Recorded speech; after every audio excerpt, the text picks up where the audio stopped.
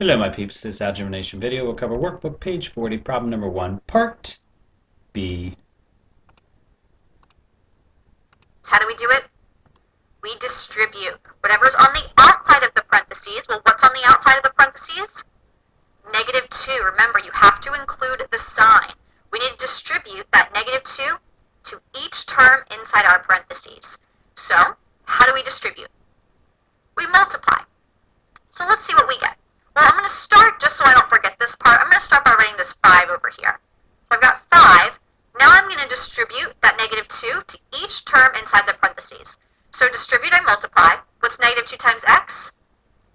-2x. What's -2 times a positive 3? Well, a negative times a positive is going to be a negative. 2 times 3 is 6. So I'm saying that -2 times x plus 3 is the same thing as writing -2x minus 6. Now I've got this 3x over here, so I add 3x equals, and on my right side equation there's no parentheses, so there's no need to distribute anything. I just write 8 minus 4x. Okay, so now that I have this, what do I need to do? Am I going to start moving variables to one side and numbers to the other? No, I need to combine like terms. Let's combine like terms as much as we can. Let's look at our left side of the equation. What are like terms? Does 5 have any like terms? Well, 5 is a number. Where else do we see? What about -2x? If x stands for something like apples, can you combine 5 and -2 apples? No, doesn't make sense. Not like terms. What about -6? Well, yeah, that's a number. It doesn't have any variables. Anything else? Nope, we've got 3x there. So we can combine this 5 and this -6. How do we combine them? We just add them together. What is 5 plus a -6? 5 plus -6 is the same thing as saying 5 minus 6. What's 5? You got $5 and you take away $6. What happens? You take away the 5, you still got to take away one more. You're going into your negatives. So 5 minus 6, we get -1. All right, let's look at our next terms. Let's see if we can combine anything else. Well, I have a -2x right here and a plus 3x right here. Can I combine those? Yeah, they each have the term of x. So -2x plus 3x. -2x plus 3x. Well, that's the same thing as saying 3x minus 2x, right? You could write it in the other direction. You could say 3x minus 2x. Both of those mean the same exact thing. You're just writing your terms in a different order. So if I have 3 of something and take away 2 of it, what am I left with? Just 1. 3x minus 2x just leaves me with x. So it leaves me with a positive x. So on my left side of my equation, I have -1 plus x. Well, now I have my equal sign, and I just write 8 minus 4x because we can't combine those terms. Now what do I do?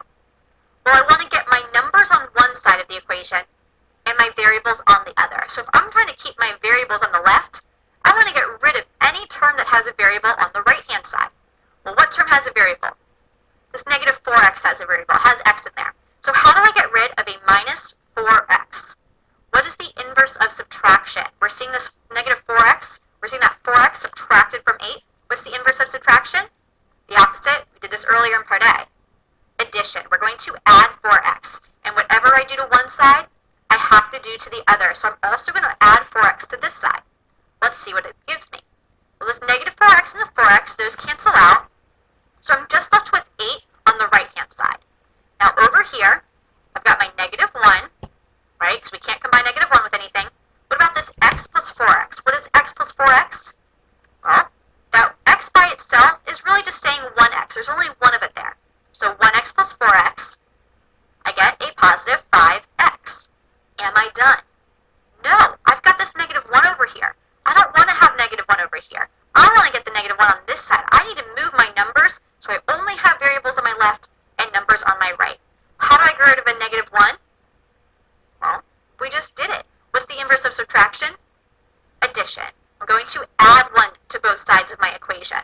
Well, when I add 1 to both sides of the equation, what do I get? Well, those cancel out. I'm left with 5x on this side. What's 8 plus 1? 9. Now, am I done?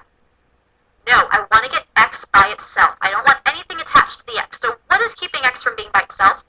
It's being multiplied by 5. What is the inverse of multiplication? What's the opposite of multiplication? division.